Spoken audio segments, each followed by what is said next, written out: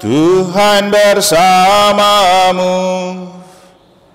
dan bersama rohmu. Inilah Injil suci menurut Yohanes.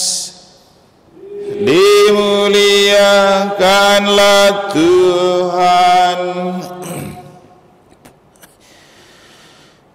Sesudah bangkit dari antara orang mati, Yesus menampakkan diri kepada murid-muridnya di pantai Danau Tiberias. Ia menampakkan diri sebagai berikut. Di pantai itu berkumpul Simon Petrus, Thomas yang disebut Didimus, Nathanael dari Kana yang di Galilea, anak-anak Zebedeus, dan 2 orang murid Yesus yang lain. Kata Simon Petrus kepada mereka, "Aku pergi menangkap ikan." Kata mereka kepadanya, "Kami pergi juga dengan engkau." Mereka berangkat lalu naik ke perahu. Tetapi malam itu mereka tidak menangkap apa-apa. Ketika hari mulai siang, Yesus berdiri di pantai. Akan tetapi murid-murid itu tidak tahu bahwa itu adalah Yesus. Kata Yesus kepada mereka, "Hai anak-anak, adakah kamu mempunyai lauk pauk?" Jawab mereka, "Tidak ada." Maka kata Yesus kepada mereka, "Tebarkanlah jalamu di sebelah kanan perahu, maka kamu akan memperoleh." Lalu mereka menebarkannya, dan mereka tidak dapat menariknya lagi karena banyaknya ikan. Maka murid yang dikasihi Yesus berkata kepada Petrus, "Itu Tuhan." Ketika Petrus mendengar bahwa itu adalah Tuhan, maka ia mengenakan pakaiannya sebab ia tidak berpakaian, lalu terjun ke dalam perahu, terjun ke dalam danau. Murid-murid yang lain datang dengan perahu karena mereka tidak jauh dari darat, hanya kira-kira 200 hasta saja, dan mereka menghela jala yang penuh ikan itu. Ketika tiba di darat, mereka melihat ada api arang dan di atasnya ada ikan serta roti. Kata Yesus kepada mereka, "Bawalah beberapa ikan yang baru kamu angkat itu." Simon Petrus naik ke perahu, lalu menghela jala itu ke darat, penuh ikan-ikan besar, 153 ekor banyaknya. Dan sungguh pun sebanyak itu ikannya, jala tidak koyak. Kata Yesus kepada mereka, "Marilah dan sarapanlah." Tidak ada di antara murid-murid itu yang berani bertanya kepadanya, "Siapakah engkau?" Sebab mereka tahu bahwa ia adalah Tuhan. Yesus maju ke depan, mengambil roti dan memberikannya kepada mereka. Demikian juga ikan itu. Itulah ketiga kalinya Yesus menampakkan diri kepada murid-muridnya sesudah ia bangkit dari antara orang mati.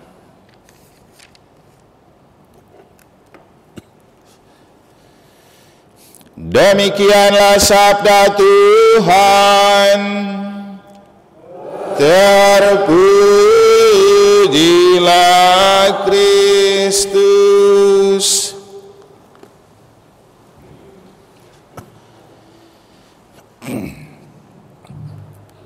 Kita tidak bisa mengubah keputusan Tuhan, namun kita bisa mempengaruhi keputusan Tuhan. Keputusan Tuhan selalu mengubah kenyataan, bahkan kenyataan yang bagi kita itu mustahil. Para suster, Bapak Ibu, saudara-saudari, adik-adik dan anak-anak sekalian yang saya kasihi dalam Tuhan, itulah percikan refleksi yang saya munculkan ketika tadi sebelum mandi saya baca bacaan hari ini, tetapi juga saya dalam pergumulan untuk merefleksikan dan memaknai apa yang mau Tuhan sampaikan.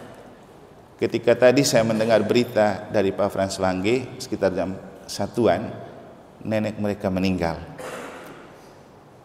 Saya coba berempati, merasakan apa yang mereka Kristo rasakan ketika mereka sedang siap untuk pernikahan besok, tapi nenek mereka meninggal. Saya sendiri tidak bisa membayangkan bagaimana pergolakan batin yang mereka alami. Tapi saya coba membantu memaknai kenyataan ini untuk kita semua, juga untuk mereka. Kebetulan mereka saya lihat banyak yang datang juga. Bagaimana kita memaknai? Itu keputusan Tuhan yang tidak bisa kita ubah, tetapi sebenarnya bisa kita mempengaruhi untuk Tuhan mengubah keputusannya. Karena ketika memaknai kenyataan itu, saya lalu teringat beberapa tahun lalu ketika pulang kampung untuk merayakan, kalau di Manggarai itu ada istilah kelas, itu seperti kenduri untuk orang tua yang sudah meninggal. Kebetulan kakak sulung dari bapak saya, karena dua-duanya suami istri sudah meninggal, lalu kita buat acara. Ketika malam sudah acara adat namanya Tenghang, itu kita semua santai-santai semua karena besoknya mau misa syukur dan perayaan. Persis seperti yang Kristo mereka alami. Tiba-tiba malam setelah saya pulang ke rumah, saya sudah mau tidur, adik saya datang dan gedor. Dia bilang, "Romo, bangun dulu." "Kenapa?"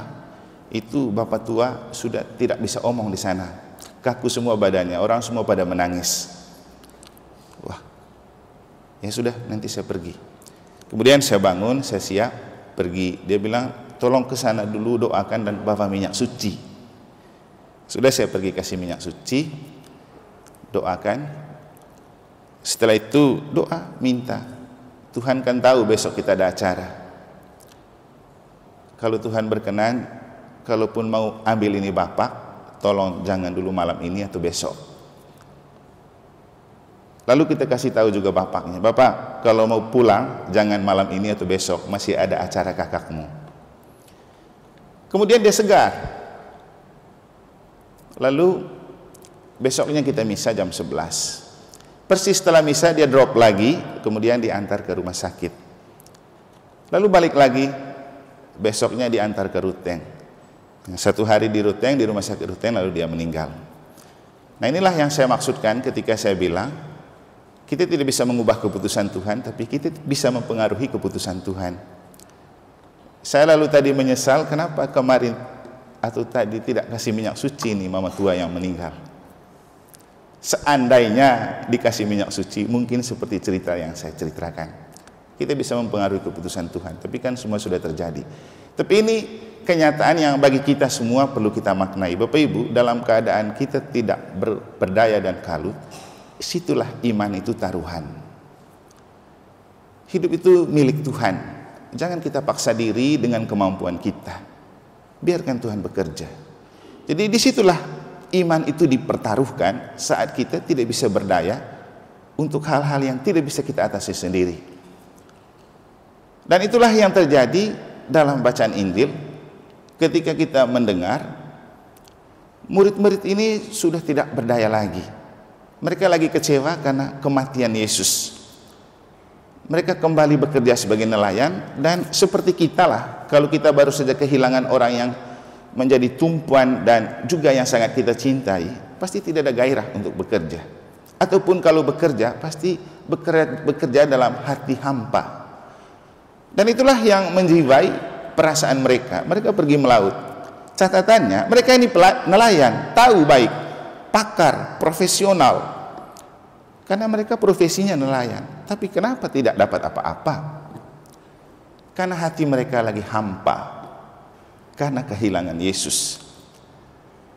Tapi justru ketika mereka hopeless dan kehampaan hati, Tuhan paham dengan keadaan mereka. Maka Yesus datang. Yesus datang. Nah, kenapa Yesus datang?